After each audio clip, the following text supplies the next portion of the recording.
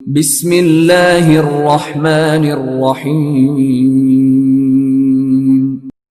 اقرأ باسم ربک الذی خلق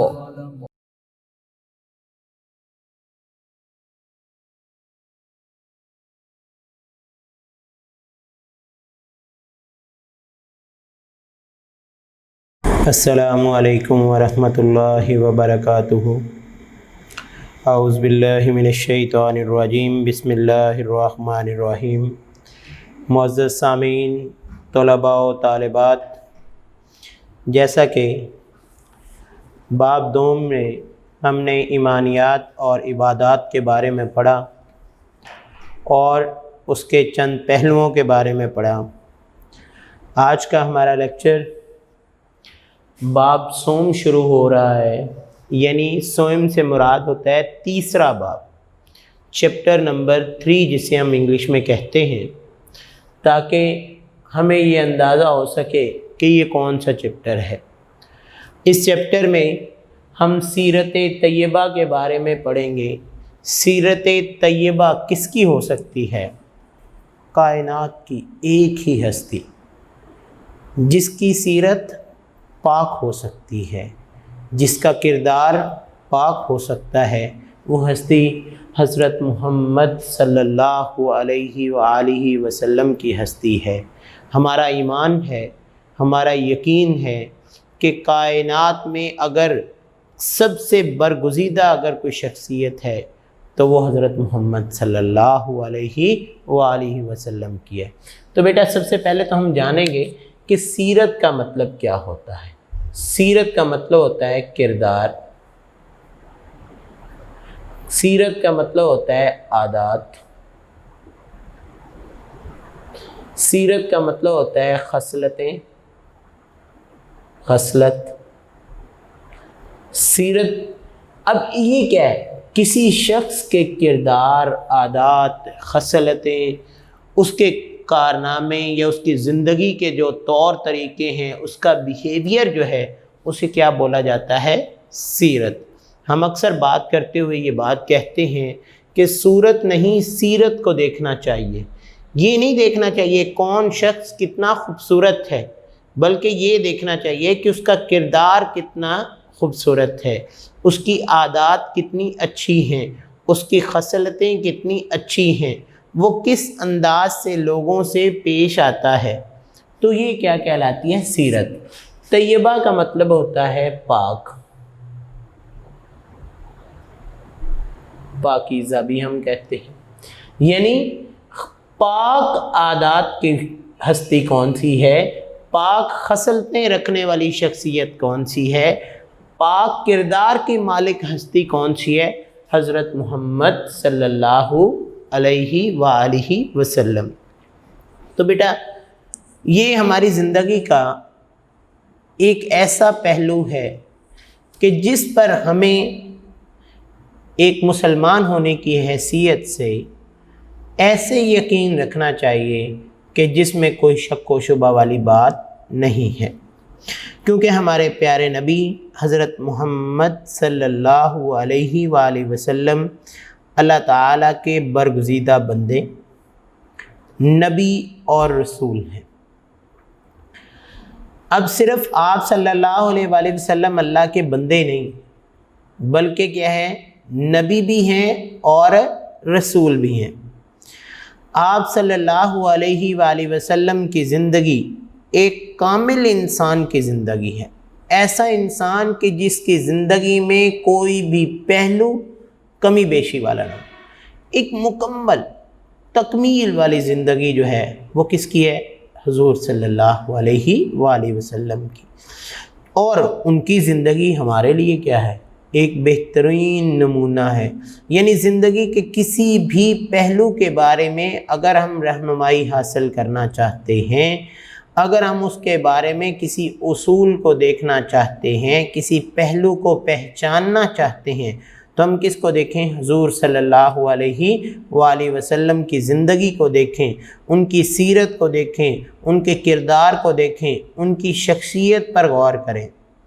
اسی لیے تو اللہ تعالیٰ نے ہمیں قرآن مجید میں یہ دلیل پیش کر دی لقد کان لکم فی رسول اللہ اسوۃ حسنہ، سورہ احزاب میں یہ بات ہے، تمہارے لیے اللہ کے رسول کی زندگی جو ہے وہ بہترین نمونہ ہے۔ یہ کیا ہے؟ ترجمہ قرآن مجید کا کیا ہے کہ تمہارے لیے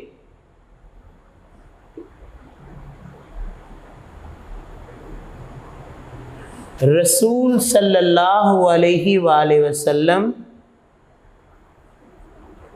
کی زندگی بہترین نمونہ ہے۔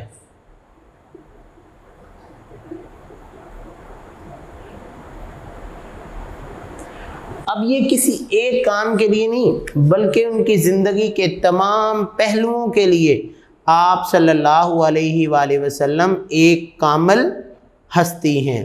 اسی لیے تو اللہ تعالیٰ نے کیا فرمایا تھا؟ وَمَن يُطِعِ الرَّسُولَ فَقَدْ أَطَاعَ اللَّهَ، کہ جس نے رسول کی اطاعت کر لی، جس نے رسول کی زندگی، رسول کے اسوہ پر چل لیا، جس نے رسول کی پیروی کر لی، اس نے اللہ کی پیروی کر دی۔ کیوں؟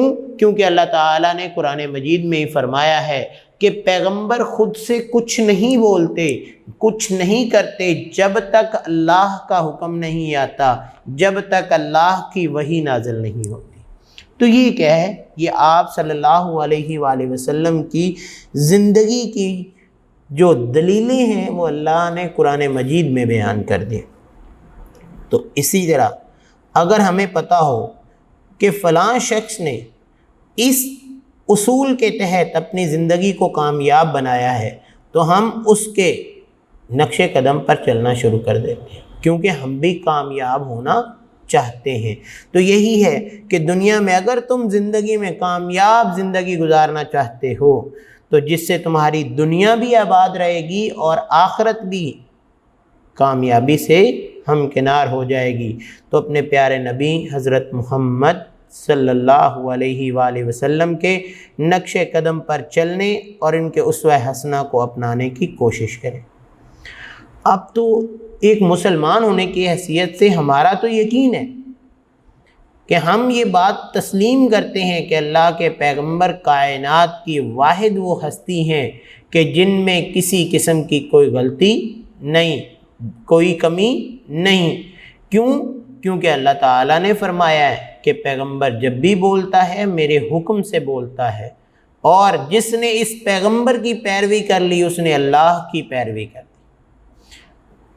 پچھلے دنوں میں ایک انگریز مفکر کے بارے میں پڑھ رہا تھا۔ اس مفکر کے الفاظ کیا تھے کہ پوری کائنات میں اگر کوئی شخص یہ بات دلیل سے کہتا ہے کہ میں نے حکومت کی ہے، میں نے حکومت چلائی ہے تو پوری ایمانداری سے چلائی ہے، تو وہ کائنات کی ایک ہی ہستی ہیں، وہ کون ہے؟ حضرت محمد صلی اللہ علیہ وآلہ وسلم۔ یعنی آپ صلی اللہ علیہ وآلہ وسلم کی سیرت کو مسلمان کیا غیر مسلم بھی تسلیم کرتے ہیں۔ تو غیر مسلم جب تسلیم کرتے ہیں تو یہی تو بات ہے کہ اللہ کے پیغمبر نے ایسے اصول دکھائے، ایسے وہ کام کیے جس سے غیر مسلم آپ صلی اللہ علیہ وآلہ وسلم کی طرف متوجہ ہونا شروع ہو گئے۔ تو آپ صلی اللہ علیہ وآلہ وسلم کے اسوہ حسنہ کی چند ایک مثالیں آپ کے اس چیپٹر میں ہیں۔ آج ہم پہلی مثال کے بارے میں پڑھیں گے۔ پہلی مثال ہے خلق عظیم۔ نمبر 1 کیا ہے ہمارے پاس؟ خلق عظیم۔ اب خلق کا مطلب کیا ہوتا ہے؟ اخلاق جسے ہم بولتے ہیں، لوگوں کے ساتھ ہمارا بات چیت کرنے کا طریقہ، لوگوں کے ساتھ ہمارے رہن سہن، لوگوں کے ساتھ ہمارے تعلقات،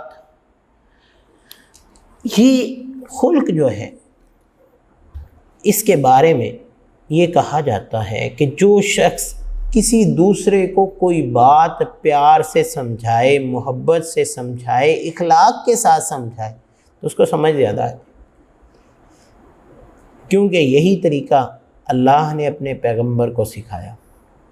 اور آپ صلی اللہ علیہ وآلہ وسلم نے اسی اخلاق کی وجہ سے فرما دیا، آپ کی حدیث کا ترجمہ ہے کہ مجھے اعلیٰ اخلاق کی تکمیل کے لیے بھیجا گیا ہے۔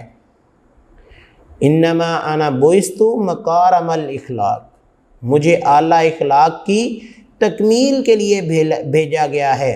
تو دیکھیں، دعوت جب کوئی بندہ کسی کو دیتا ہے تو اس کے لیے ضروری ہے کہ وہ بلند اخلاق ہو، وہ رحیم اور شفیق ہو۔ میں دیکھیں آپ کو بیٹا کچھ کام کہتا ہوں کہ آپ یہ کام کریں، اگر وہ کام فرض کیا میں نماز پڑھنے کا ہی کہتا ہوں تو میں خود نماز پڑھتا ہوں گا تو میں آپ کو کہوں گا۔ اگر میں کہتا ہوں جھوٹ نہ بولو، میں خود جھوٹ بولتا ہوں تو میں آپ کو کیسے کہوں گا؟ یعنی اگر میں خود سچ بولتا ہوں گا تو ہی میں آپ کو کہوں گا۔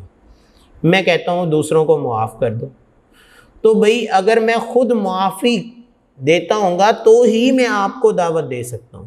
تو اللہ کے پیغمبر میں کائنات کے ایسے تمام اوصاف موجود تھے جن کی آپ صلی اللہ علیہ وآلہ وسلم اللہ کے حکم کے مطابق تبلیغ فرماتے تھے۔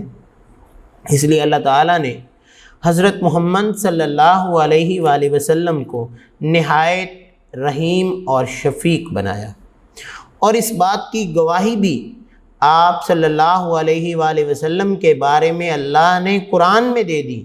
اللہ تعالیٰ نے قرآن کی سورۃ الانبیاء میں فرمایا وَمَا أَرْسَلْنَاكَ إِلَّا رَحْمَةً لِلْعَالَمِينَ، اے پیغمبر ہم نے آپ کو تمام جہانوں کے لیے رحمت بنا کر بھیجا۔ اب رحمت کیا ہوتی ہے؟ رحمت یہی تو ہوتی ہے کہ آپ صرف ایک جہان کے لیے شفقت اور رحیم نہیں ہے، بلکہ تمام جہان کون سے ہیں؟ اللہ تعالیٰ نے کیوں تمام جہان؟ اللہ تعالیٰ یہ بھی کہہ سکتے تھے اہل زمین کے لیے، نہیں، کچھ جہان ہیں جن کے بارے میں ہم جانتے ہیں، یعنی یہ زمین یا آسمانوں کا نام ہم نے سنا ہے، ہم نے دیکھے تو نہیں، لیکن ایسے جہان جن کے بارے میں ہمیں علم بھی نہیں ہے، اللہ کے پیغمبر جو ہیں ان تمام جہانوں کے لیے رحمت اور شفقت کے لیے بنائے گئے، اور رحمت ایسی رحمت جو اللہ کے حکم کے مطابق۔ اب وہ ان کی رحمت کیا تھی؟ آپ صلی اللہ علیہ وآلہ وسلم کے اخلاق کی کئی مثالیں ہمیں ملتی۔ کون سی مثالیں؟ جن کو اگر ہم پڑھیں تو ہم کہیں کہ ہم میں سے کوئی شخص ہوتا تو وہ تو یہاں غصہ کر جاتا، لیکن آپ صلی اللہ علیہ وسلم وہاں بھی اخلاق سے پیش آئے۔ کفار کے ساتھ بات کرتے تھے تو ایسا اخلاق پیش کیا کہ کفار آپ کے گرویدہ ہو جاتے تھے۔ میں فرض کی آپ کو ایک مثال دیتا ہوں کہ میثاق مدینہ، جب آپ صلی اللہ علیہ وسلم مدینہ ہجرت کر کے گئے تو کیا ہوا تھا؟ ایک معاہدہ ہوا تھا، جس کو میثاق کا مطلب ہوتا ہے معاہدہ۔ مدینہ میں بیٹھ کر ایک کفار کے ساتھ معاہدہ ہوا تھا، اور اس معاہدے میں یہ بات شامل تھی کہ تمام مدینہ کے لوگ جو ہیں وہ یہاں پہ مختلف قبائل کے لوگ بھی یہاں پہ رہیں گے اور امن کے ساتھ رہیں گے، یعنی وہاں جتنے بھی قبائل تھے ان میں کفار بھی شامل تھے۔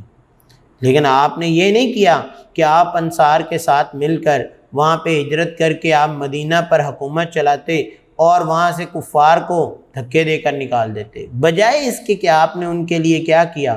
آپ نے ان کے لیے رحمت اور شفقت کا طریقہ اپنایا، جس کی بنا پر وقت آنے پر وہ تمام لوگ آپ صلی اللہ علیہ وآلہ وسلم کے پیروکار بن گئے۔ اب اس خلق عظیم کی سب سے پہلا پہلو جو ہے وہ کیا ہوتا ہے؟ وہ ہوتا ہے عفو و درگزر۔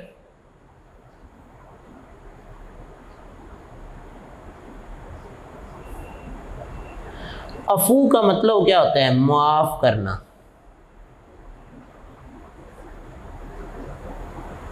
اور درگزر کا مطلب کیا ہوتا ہے؟ نظر انداز کرنا۔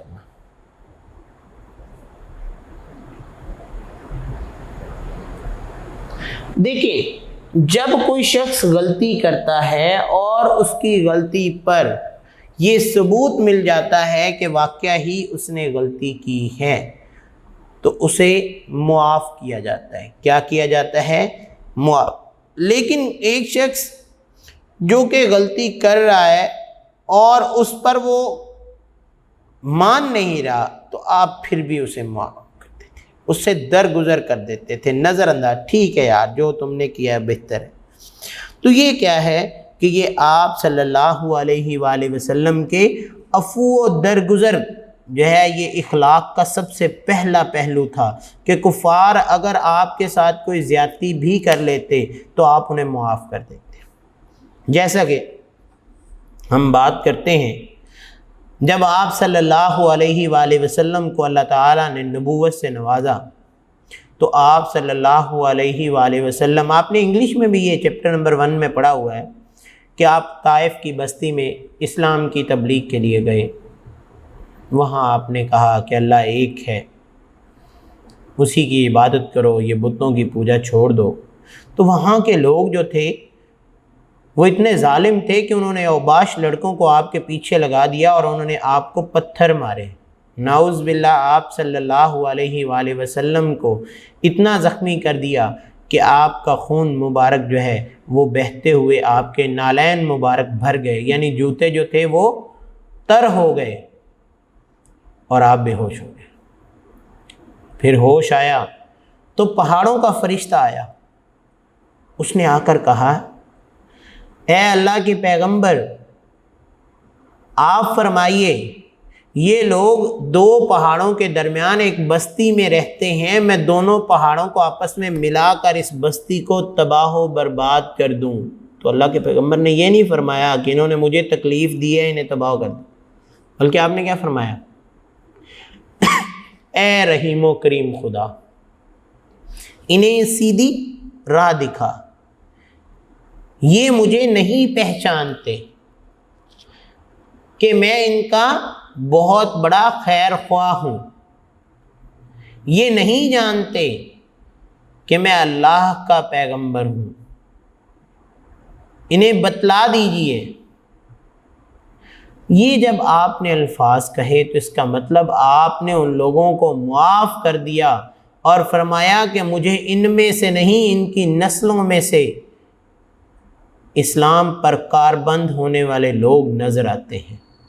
تو وہی ہوا، بعد میں وہی طائف کی بستی کے کئی قبائل جو ہیں ان کے جو اولادیں تھیں وہ مسلمان ہوئیں۔ تو اگر آپ صلی اللہ علیہ وآلہ وسلم جو ہیں اس وقت سخت رویہ اختیار کرتے تو آپ ان کو معاف نہ کرتے۔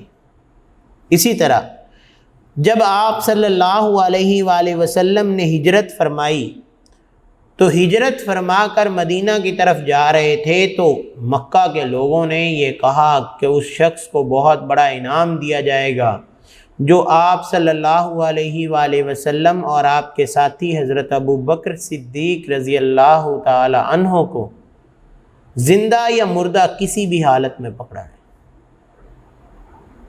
تو ایک غیر مسلم جو کہ اپنے گھوڑے پر سوار ہوا اور آپ صلی اللہ علیہ وآلہ وسلم کے پیچھا کرنے لگا، تعاقب کرنے لگا، جب اس نے آپ صلی اللہ علیہ وآلہ وسلم کو دیکھا تو اپنی تلوار میان سے نکالی اور آپ صلی اللہ علیہ وآلہ وسلم کو للکار کر کہنے لگا کہ محمد اب تمہیں مجھ سے کون بچائے گا؟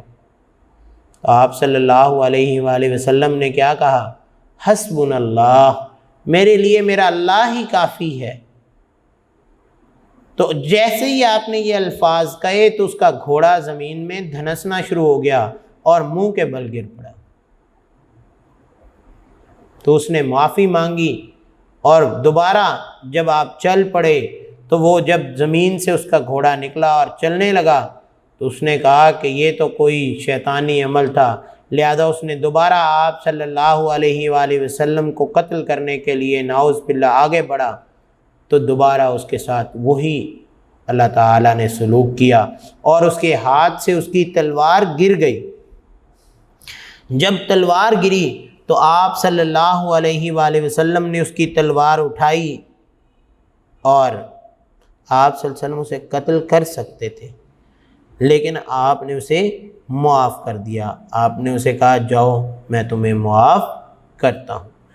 تو آپ کے عفو و درگزر کی تو بہت سی مثالیں ہیں، جیسا کہ آپ کے چچا حضرت حمزہ رضی اللہ تعالی عنہ کا قاتل وحشی جب مسلمان ہو گیا تو آپ نے اسے مسلمان ہونے پر، حالانکہ آپ نے کہا تھا کہ حضرت حمزہ کے قاتل کو کبھی بھی معاف نہیں کیا جائے گا، لیکن اس نے اسلام قبول کر لیا تو آپ نے اسے کوئی سزا نہ دی بلکہ سچے دل سے اسے معاف کر دیا۔ اسی طرح آپ صلی اللہ علیہ وآلہ وسلم کبھی بھی زندگی میں کسی سے بدلہ نہیں لیا کرتے تھے۔ ایک دفعہ ایک غیر مسلم سے آپ نے کچھ قرض لیا ہوا تھا، لیکن ایک دن آ کر اس نے آپ صلی اللہ علیہ وآلہ وسلم سے بہت سختی کا رویہ اختیار کیا، حتیٰ کہ آپ کے گلے میں اس نے ایک کپڑا ڈال کر زور سے کھینچا جس سے آپ کی گردن مبارک جو ہے وہ سرخ ہو گئی۔ صحابہ اکرام رضی اللہ تعالیٰ عنہ بیٹھے تھے، ان کو بہت غصہ آیا، آگے بڑھنے لگے تو آپ نے انہیں منع فرما دیا اور فرمایا کہ اسے ایسا کرنے کا حق ہے۔ لوگوں کے ساتھ آپ صلی اللہ علیہ وآلہ وسلم نرمی اور حسن سلوک کا ایسا معاملہ کرتے تھے کہ جس کو اللہ نے اپنی سورت میں سورہ آل عمران میں یوں فرما دیا کہ فَبِمَا رَحْمَةٍ مِّنَ اللَّهِ لِنْتَ لَهُمْ وَلَوْ كُنْتَ فَظًّا غَلِيظَ الْقَلْبِ لَانفَضُّوا مِنْ حَوْلِكَ، پس اللہ کی رحمت کے سبب تم ان کے لیے نرم دل ہو جاؤ، اور اگر تم مزاج کے اکھڑ اور دل کے سخت ہوتے، مطلب تمہارا مزاج اکھڑا اکھڑا، ان کے ساتھ رویہ خوشنما نہ رکھنا، اور دل کے سخت ہوتے تو یہ لوگ تمہارے پاس سے منتشر ہو جاتے، مطلب کہ یہ لوگ تمہارے پاس بیٹھنے کی بجائے، تمہاری باتیں سننے کے بجائے، اللہ کے احکامات کو سننے کے بجائے تمہارے پاس سے اٹھ کر چلے جاتے۔ اور اگر تم ان کو اللہ کا پیغام سنانا چاہتے ہو تو اپنے رویے کو اسی طرح نرم رکھو۔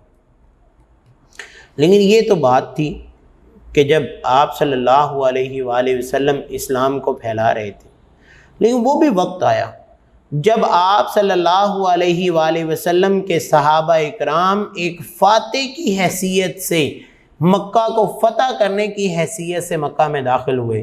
تو یہ بات بھی آپ نے چیپٹر نمبر 1 میں پڑھی ہے کہ اس وقت آپ صلی اللہ علیہ وآلہ وسلم نے فتح مکہ کے موقع پر کیا اعلان کیا؟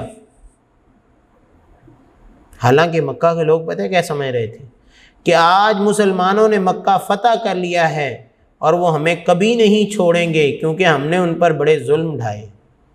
لیکن آپ صلی اللہ علیہ وسلم نے کیا فرمایا کہ جو شخص اپنے گھر کا دروازہ بند کر لے گا یا ابو سفیان کے گھر میں جا کر پناہ لے لے گا یا بیت اللہ شریف جس کو خانہ کعبہ کہتے ہیں، خانہ کعبہ میں جا کر پناہ لے لے گا، وہ امن میں ہوگا، اسے کسی قسم کی کوئی سزا نہیں ہے۔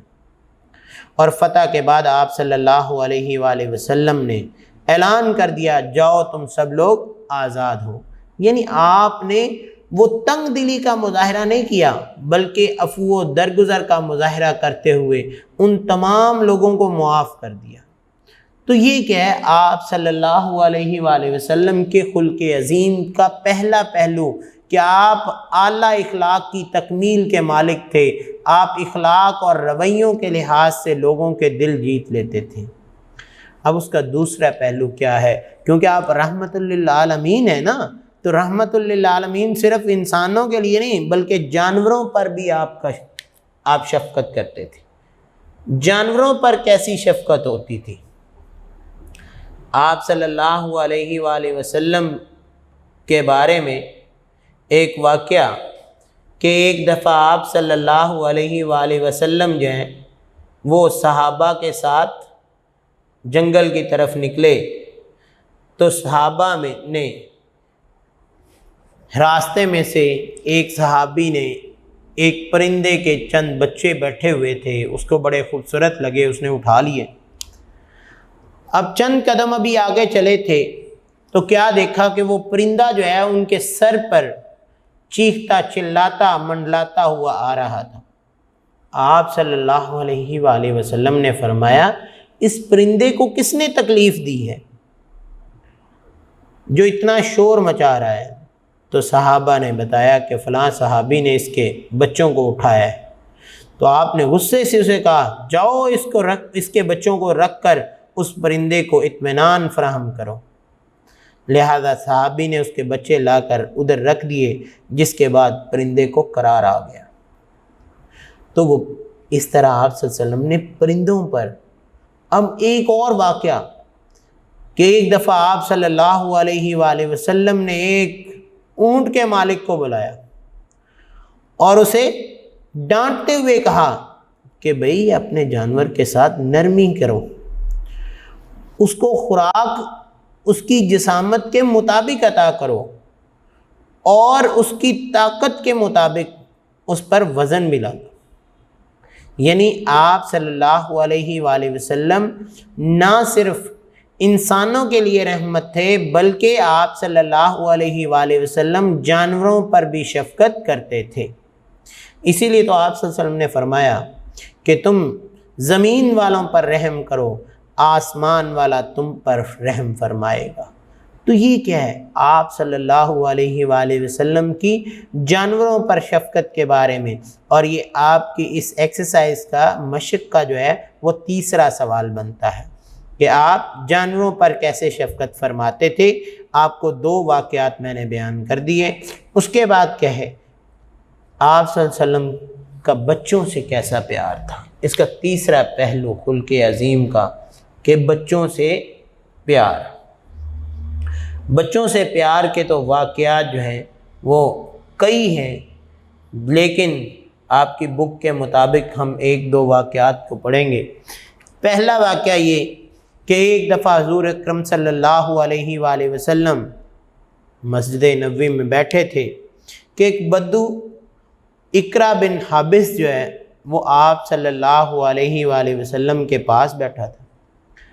حضرت حسن رضی اللہ تعالیٰ عنہ آپ کے پاس آئے اور آپ نے اسے بوسہ دیا، اسے چوما اور پیار کیا۔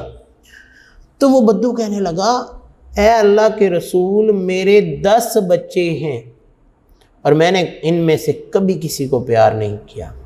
تو آپ صلی اللہ علیہ وسلم نے کیا فرمایا کہ من لا یرحم لا یرحم، جو رحم نہیں کرتا اس پر رحم نہیں کیا جاتا۔ اس طرح آپ صلی اللہ علیہ وآلہ وسلم جب نماز ادا کر رہے ہوتے تو حسن اور حسین سے آپ صلی اللہ علیہ وآلہ وسلم کو اتنا پیار تھا کہ وہ بچے تھے اور وہ کھیلتے ہوئے جب آپ صلی اللہ علیہ وآلہ وسلم سجدے میں جاتے تو آپ کی کمر مبارک پر بیٹھ جاتے، اور آپ صلی اللہ علیہ وآلہ وسلم تب تک اپنا سجدہ ہی لمبا کر دیتے جب تک وہ خود نہیں اترتے تھے۔ اسی طرح آپ صلی اللہ علیہ وآلہ وسلم کا بچوں سے پیار۔ کون کون سے واقعات میں آپ کو بیٹا بتاؤں کہ آپ صلی اللہ علیہ وآلہ وسلم جب موسم کا کوئی نیا پھل آتا تھا تو سب سے پہلے بچوں کو اپنے ساتھ بٹھا کر کھلایا، یا آپ صلی اللہ علیہ وآلہ وسلم جب تجارت کے سلسلے میں یا کسی اور سلسلے میں شہر سے باہر جاتے تو واپسی پر رستے میں بچوں کو اپنی سواری پر بٹھا لیا کرتے تھے۔ تو یہ آپ صلی اللہ علیہ وآلہ وسلم رحمت للعالمین کس کے لیے تھے؟ ہم نے انسانوں کے لیے بھی پڑھا کہ آپ لوگوں کو معاف کر دیتے تھے، ہم نے یہ بھی پڑھا کہ آپ جانوروں کے بارے میں بھی لوگوں کو یہ تنبیہ فرماتے تھے بھئی ان پر رحم کرو۔ اسی طرح بچوں کے حوالے سے تو بہت زیادہ نرم گوشہ تھے کہ آپ صلی اللہ علیہ وآلہ وسلم جو ہیں بچوں سے بہت زیادہ محبت کرتے تھے۔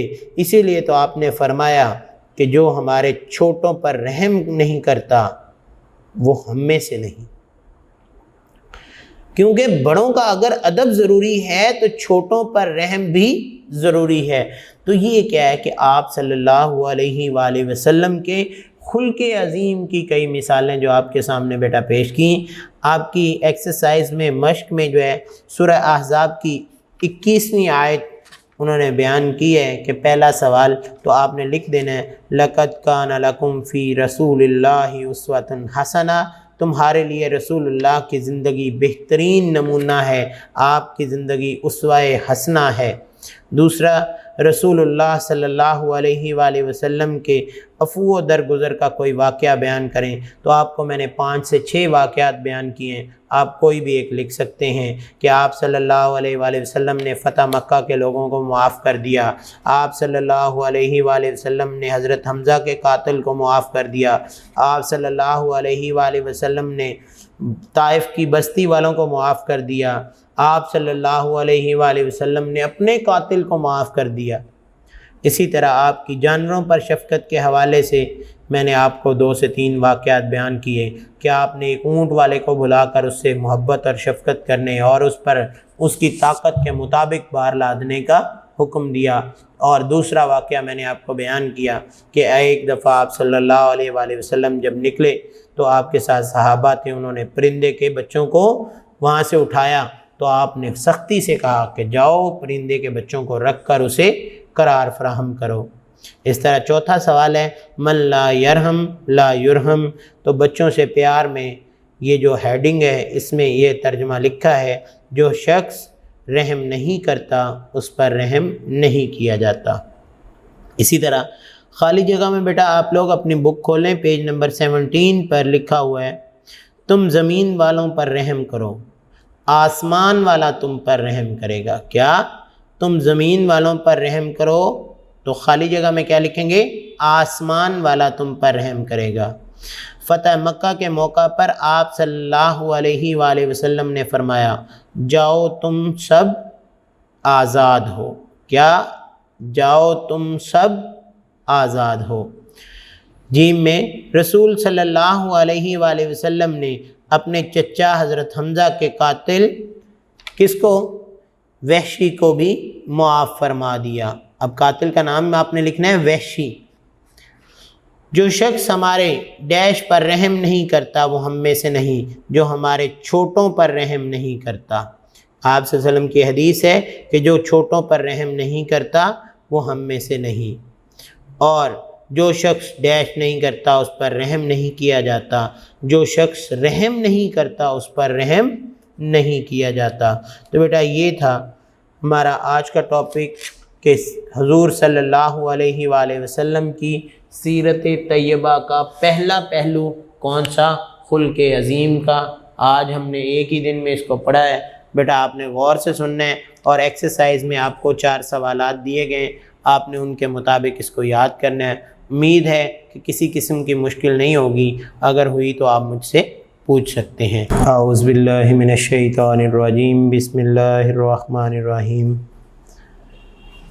معزز سامعین، طلباء و طالبات، جیسا کہ باب نمبر 100 کا پہلا حصہ ہم نے خلق عظیم کے بارے میں پڑھا کہ حضور صلی اللہ علیہ وآلہ وسلم کا اخلاق کیسا تھا، آپ صلی اللہ علیہ وآلہ وسلم لوگوں سے کیسے ملتے تھے۔ تو اس کا پارٹ 2 جو ہے حصہ 2 ہمارے پاس صبر و تحمل، صبر سے کیا مراد ہے، سب سے پہلے ہم اس کے بارے میں بات کریں گے۔ تو صبر کے معنی ہوتے ہیں اپنے آپ پر قابو پانا، برداشت کرنا،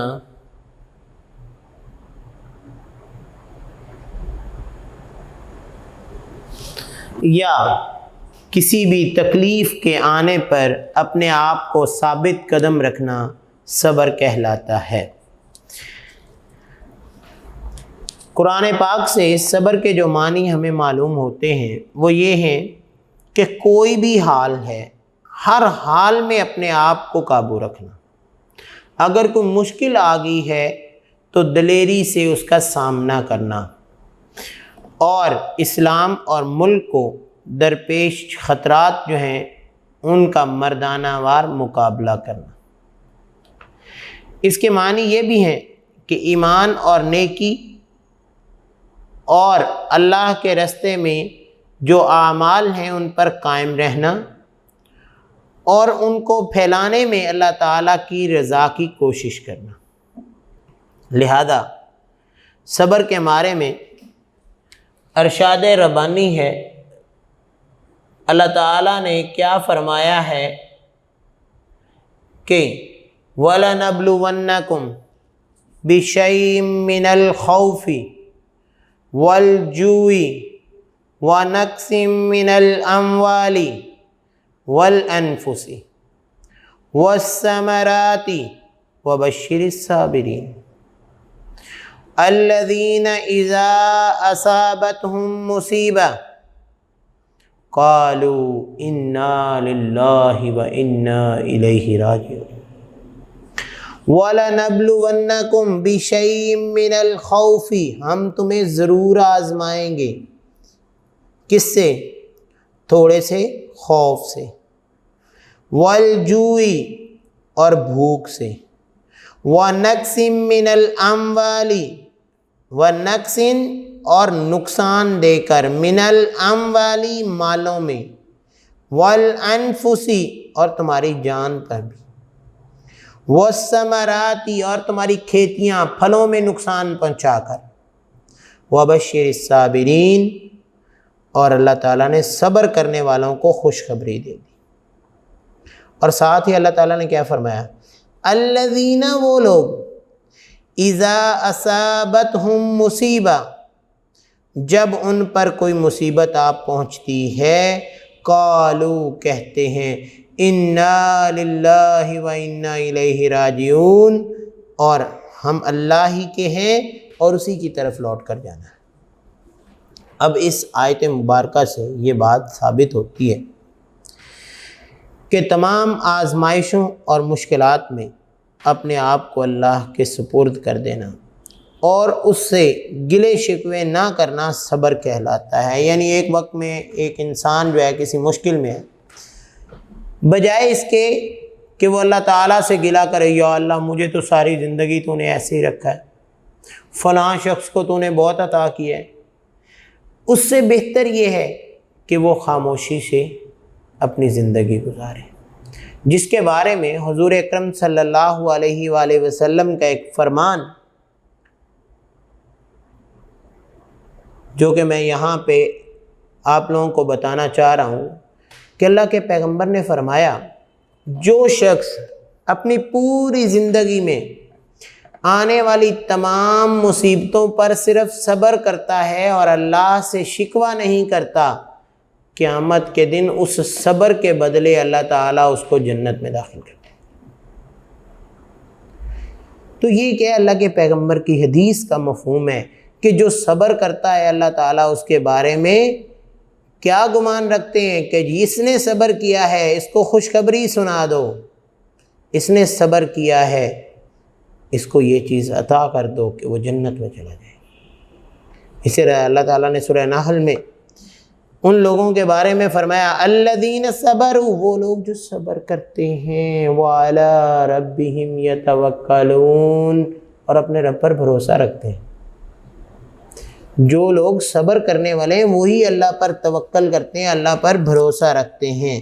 لہذا یہ کہ صبر کرنا اللہ تعالیٰ کی طرف سے ایک مومن کے لیے آزمائش ہے، کہ اللہ تعالیٰ نے اگر ایک مومن کو کچھ عطا کر دیا ہے اور اگر اس کے بعد اس کو چھین لیا ہے تو اللہ تعالیٰ نے اسے کتنا کچھ صبر کرنے کی توفیق عطا فرمائی ہے۔ لہذا اسی طرح تو اللہ تعالیٰ نے ایک اور جگہ فرمایا، ان اللہ مع الصابرین، بے شک اللہ تعالیٰ صبر کرنے والوں کے ساتھ ہیں۔ یہ اللہ تعالیٰ صبر کرنے والوں کے ساتھ کیسے ہیں، جس کے بارے میں میں آپ کو حضرت ایوب علیہ السلام کے بارے میں کچھ وضاحت دینا چاہوں گا۔ حضرت ایوب علیہ السلام بیمار پڑ گئے، بیماری نے جسم کے ہر حصے پر حملہ کر دیا، تو ان کی بیوی کچھ، کیونکہ انبیاء کی کئی بیویاں ہوتی تھیں، تو ان کی بیویاں باقی سب چھوڑ گئیں۔ ایک بیوی جس کا نام رحمہ تھا وہ ان کے ساتھ رہنے لگی۔ ایک دن کہنے لگی، ہے اللہ کے برگزیدہ بندے، آپ تو اللہ کے نبی ہیں، تو آپ اللہ سے دعا کریں کہ اللہ تعالیٰ آپ کو صحت عطا فرما دے۔ تو حضرت ایوب علیہ السلام نے پتہ کیا فرمایا؟ رحمہ، جتنے دن اللہ نے مجھے صحت اور تندرستی کے عطا کیے تھے، ابھی اتنے دن تو ہو لینے دو، یہ نہ ہو کہ اللہ کہہ دیں کہ میرا بندہ کتنا بے صبرا ہے۔ صحت اور تندرستی کے ایام تو بڑے اچھے انداز سے گزارے ہیں، اب بیماری آئی ہے تو فوراً ہی معافیاں مانگنے لگ گیا ہے، فوراً ہی صحت مانگنے لگ گیا۔ تو اس کے بارے میں اللہ تعالیٰ نے کیا فرمایا؟ فَاصْبِرْ لِحُکْمِ رَبِّکَ، اے میرے پیغمبر اپنے رب کے حکم سے صبر کر۔ اور جب انہوں نے صبر کا مظاہرہ کیا تو اللہ تعالیٰ نے اسی قرآن میں انہیں نعم العبد کیوں کہا؟ سب سے اچھا بندہ قرار دے دی۔ تو جب انسان پر کوئی مصیبت آتی ہے تو اللہ تعالیٰ کیا کہتے ہیں کہ صبر جو کرے گا میں اس کے ساتھ ہوں، ان اللہ مع الصابرین۔ کہیں اللہ تعالیٰ فرماتے ہیں وَبَشِّرِ الصابرین، ان لوگوں کو خوشخبری دے۔ تو یہ کیا ہے؟ یہ صبر کرنے والوں کے بارے میں ہے۔ اس سے اگلی ہیڈنگ دی گئی ہے مایوس نہ ہوں، کہ جو لوگ اللہ تعالیٰ کی طرف سے عطا کردہ چیزوں پر صبر کرتے ہیں وہ کبھی مایوس نہیں ہوتے۔ اس میں کوئی شک نہیں کہ اللہ تعالیٰ سب کچھ عطا کرنے والا ہے، مگر اس کے لیے محنت کرنے کی ضرورت ہے۔ محنت کے باوجود بھی اگر انسان کسی معاملے میں ناکام ہوتا ہے تو یہ اللہ تعالیٰ کی طرف سے ایک آزمائش سمجھنا اور خوشی سے برداشت کرنا چاہیے۔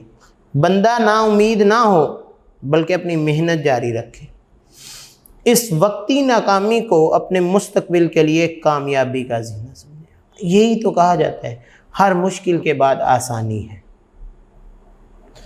تو جب ایک مشکل آتی ہے انسان اس پر اگر صبر کر جاتا ہے تو اللہ تعالیٰ اس کے لیے آسانیوں کے کئی راستے کھول دیتے۔ دوسری چیز ہے اترائیں نہیں۔ اترانے سے کیا مراد ہے؟ یہ نہیں، یہ بھی صبر ہے کہ انسان خوشی اور خوشحالی میں اپنے آپ پر قابو رکھے۔ بعض اوقات ایسا ہوتا ہے کہ لوگ خوشی اور خوشحالی میں اپنے اللہ کو بھی بھول جاتے ہیں، اپنے قابو سے باہر ہو جاتے ہیں، اللہ کی نعمتوں کا شکر ادا کرنے کے بجائے وہ ناشکری کرنے لگتے ہیں۔ لہذا اللہ کی نعمتوں کی قدر دانی کریں۔ جب اللہ نے مال عطا کیا ہے تو اسے اللہ کے راستے میں خرچ کریں، یہ نہ فخر اور غرور کریں کہ وہ یہ تو میری محنت کا کمایا ہوا ہے، بلکہ انسان یہ سوچے کہ یہ اللہ نے مجھے عطا کیا ہے۔ اس لیے اسلام نے ہر حالت میں، خواہ وہ خوشی ہو یا پریشانی یا کوئی تکلیف ہو، تو اللہ نے صبر کرنے کا حکم دیا ہے۔ اور اللہ تعالیٰ نے صبر کرنے کے لیے کیا فرمایا ہے کہ وَلَنَبْلُوَنَّكُمْ بِشَيْءٍ مِّنَ الْخَوْفِ وَالْجُوعِ، کہ جو لوگ مال رکھتے ہیں اللہ تعالیٰ انہیں مال سے آزمائیں گے، جو لوگ صحت رکھتے ہیں اللہ تعالیٰ انہیں صحت لے کر آزمائیں گے، یعنی ان کی جانوں کو نقصان پہنچا کر۔ اللہ جن کے پاس پھل ہیں اللہ تعالیٰ ان کے پھلوں میں نقصان دے کر ان کو آزمائیں گے، لیکن جنہوں نے اس آزمائش کو پورا کر دیا تو اللہ تعالیٰ نے فرمایا بشر الصابرین، تو ان لوگوں کو کیا کر دو؟ خوشخبری سنا دو۔ اب اس کے بعد اگلا حصہ ہمارا شروع ہوتا ہے تحمل کا۔ تحمل کس کو کہتے ہیں؟ اس کا مطلب ہوتا ہے کہ ہر قسم کی تکلیف اور ضرر کو برداشت کرنا، اور اس کے برداشت کرنے کے ساتھ ساتھ آگے بڑھتے جانا۔ کیونکہ یہ لفظ صبر اور تحمل اکٹھے استعمال ہوتے ہیں۔ اپنے آپ کو قابو کرنے کے بعد کسی چیز کو برداشت کرنے کے ساتھ آگے بڑھتے جانا۔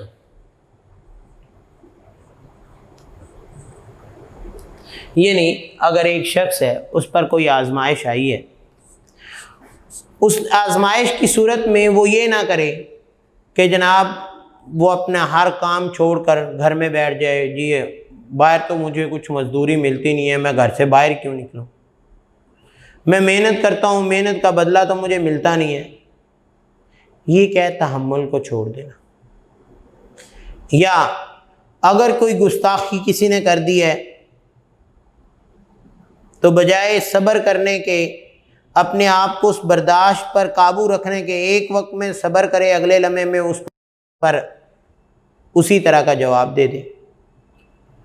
تو یہ کیا ہے؟ یہ تحمل، کسی چیز کو برداشت کرنے کے ساتھ ساتھ اس پر مستقل مزاج رہنا، اس پر لمبے عرصے تک، جس کو ہم کہتے ہیں استقامت، جس کو ہم کیا کہتے ہیں؟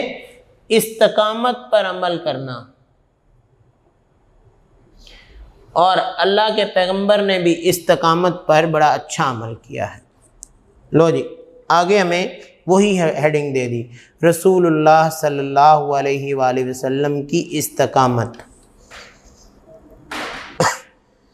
ایمان والوں کی یہ صفت ہے کہ وہ مصیبت اور مشکل میں صبر سے کام لیتے ہیں. اللہ تعالیٰ نے ہمارے پیارے نبی حضرت محمد صلی اللہ علیہ وآلہ وسلم کے ذمے ایک ہی کام لگایا تھا، اور وہ کیا تھا؟ اسلام اور قرآن کا پیغام عام کرنے کی بھرپور کوشش کریں. تو اللہ کے پیغمبر نے کتنے سال تبلیغ کی تھی؟ کم و بیش 23 سال. 13 سال جب مکہ میں رہے، یعنی نبوت جب آپ کو 40 سال کی عمر میں ملی تو آپ نے تبلیغ کا کام شروع کیا.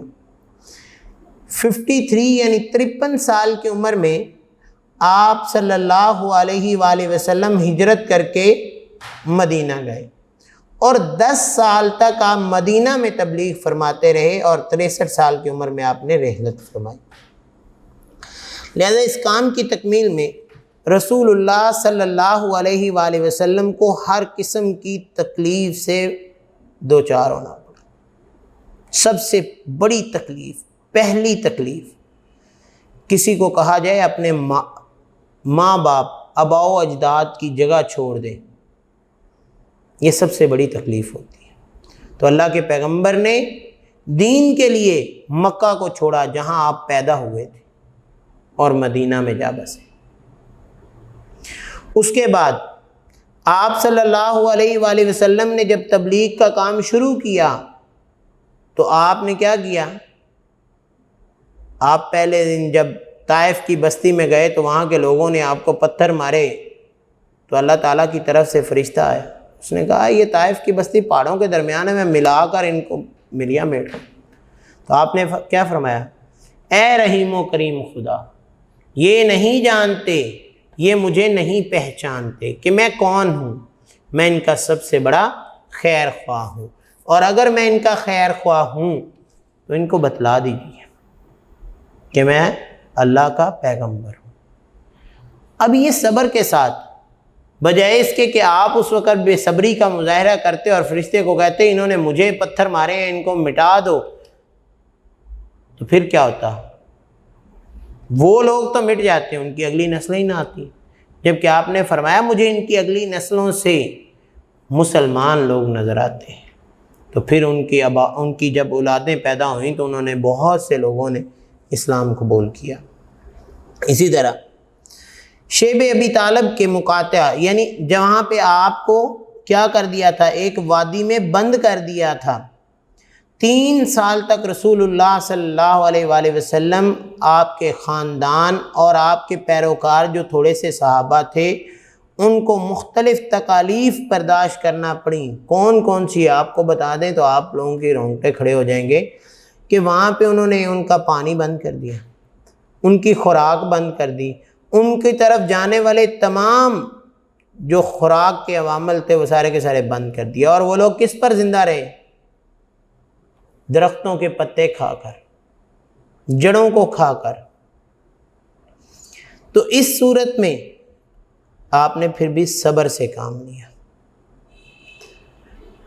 اسی طرح رسول اللہ صلی اللہ علیہ وآلہ وسلم نے دین کی سربلندی اور اشاعت کے لیے، اس کے پھیلاؤ کے لیے بدر، حنین اور احد و احزاب میں دشمن کا مردانہ وار مقابلہ کیا۔ یہ غزوات ہیں، یعنی غزوہ بدر میں، غزوہ حنین میں، غزوہ احد اور غزوہ خندق، اور جسے احزاب کہتے ہیں، دشمن کا مردانہ وار مقابلہ کیا۔ غزوہ احد میں آپ صلی اللہ علیہ وآلہ وسلم کے دانت مبارک بھی شہید ہو گئے۔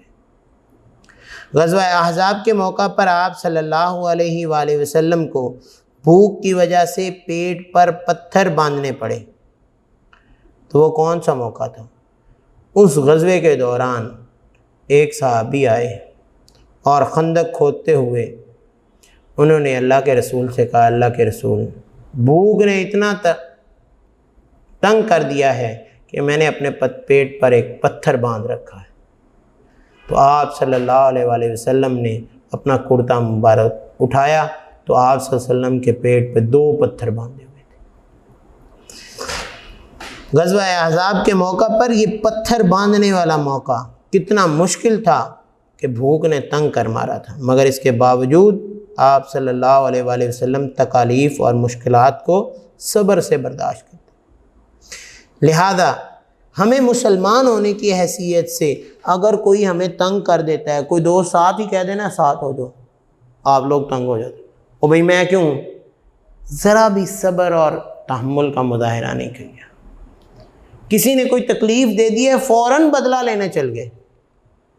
حالانکہ اللہ کے پیغمبر کی میں آپ کو صبر و تحمل کی مثال ایک اور سنا دوں۔ وہی مکہ جہاں کے لوگوں نے آپ کو پتھر مارے، وہی مکہ جہاں کے لوگوں نے آپ صلی اللہ علیہ وآلہ وسلم کو نکال دیا، آپ صلی اللہ علیہ وآلہ وسلم کو ہجرت کرنے پر مجبور کر دیا، جب فتح مکہ آپ نے کیا تو فتح مکہ کے موقع پر آپ صلی اللہ علیہ وآلہ وسلم مکہ میں داخل ہوئے تو مکہ کے لوگ اس وقت اتنے ڈرے ہوئے تھے کہ ہم لوگوں کے ساتھ کیا کریں گے اب مسلمان۔ وہ خوف زدہ تھے اور ان کو یہ خوف لے جا رہا تھا کہ جناب ان لوگوں کو تو ہم نے بڑا تنگ کیا تھا، یہاں سے نکالا تھا، آج یہ دیکھیں ہمارے ساتھ کیا۔ لیکن آپ صلی اللہ علیہ وسلم نے کیا فرمایا؟ آپ نے فرمایا جو کوئی اپنے گھر کا دروازہ بند کر لے گا، جو کوئی خانہ کعبہ اللہ کے گھر میں چلا جائے گا، یا جو ابو سفیان جو اس وقت ان کا سردار تھا اس کے گھر میں پناہ لے لے گا، اس کو کوئی بھی تکلیف نہیں دی جائے گی، ان سب کو امن و امان میں رکھا جائے گا۔ اور جب مکہ فتح ہو گیا تو آپ نے تمام کفار کو کہہ دیا جاؤ تم سب ہماری طرف سے آزاد ہو۔ اسی طرح کے کئی واقعات جہاں پر آپ صلی اللہ علیہ وسلم نے صبر و تحمل کا بے انتہا مظاہرہ کیا۔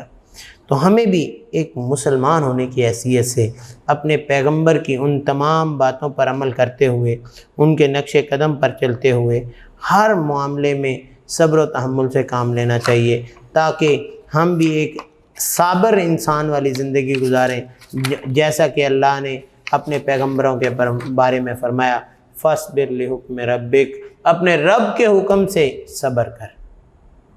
تو جب انہوں نے صبر کیا تو اللہ نے کیا کہا؟ نعم العبد،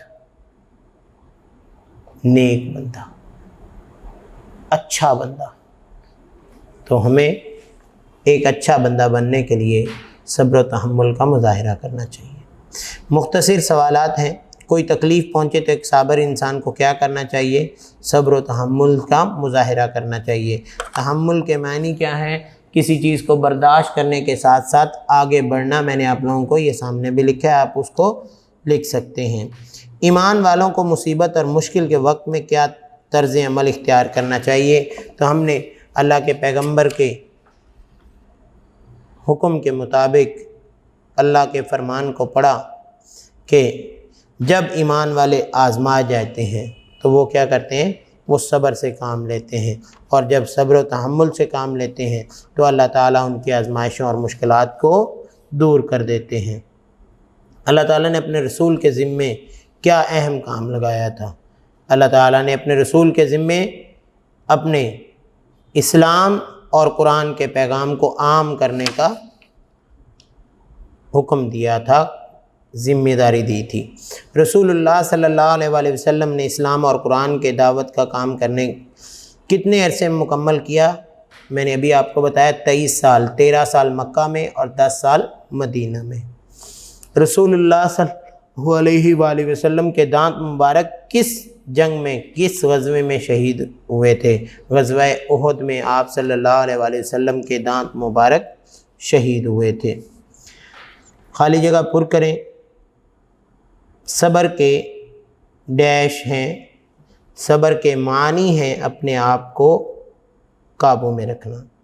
قرآن پاک نے ڈیش کا بیان بڑے اچھے انداز میں کیا ہے، صبر کا بیان بڑے اچھے انداز سے کیا ہے۔ تمام آزمائشوں میں اپنے آپ کو اللہ کے سپرد کر دینا چاہیے۔ تیسرے میں کیا آئے گا؟ اللہ کے سپرد۔ اس میں کوئی شک نہیں کہ اللہ تعالیٰ سب کچھ دینے والا ہے، عطا کرنے والا ہے۔ تو یہ بات بالکل درست ہے کہ اللہ تعالیٰ سب کچھ عطا کرنے والے ہیں۔ یہ مایوس نہ ہو میں پہلی لائن میں آپ کی یہ خالی جگہ ہے کہ اس میں کوئی شک نہیں اللہ تعالیٰ سب کچھ دینے والا ہے۔ ایمان والوں کی صفت یہ ہے کہ وہ مصیبت میں صبر سے کام لیتے ہیں اور صبر و تحمل کا مظاہرہ کرتے ہیں۔ تو یہ تھا ہمارا باب صوم کا پارٹ 2، صبر و تحمل سے کیا مراد ہے۔ تو بیٹا اس کے مختصر سوالات جو کہ 6 سوال ہیں اور آپ کو بتا دیے گئے ہیں، آپ اس چیپٹر کو پڑھیں گے تو آپ کو فوراً ہی ان کی سمجھ آ جائے گی۔ اگر پھر بھی کوئی مسئلہ ہوگا تو آپ ہم سے رابطہ کر سکتے ہیں۔ اللہ تعالیٰ سے دعا ہے کہ اللہ تعالیٰ آپ لوگوں کو پڑھنے کی توفیق عطا فرمائے اور ہمیں آپ لوگوں تک علم پہنچانے کی توفیق عطا فرمائے۔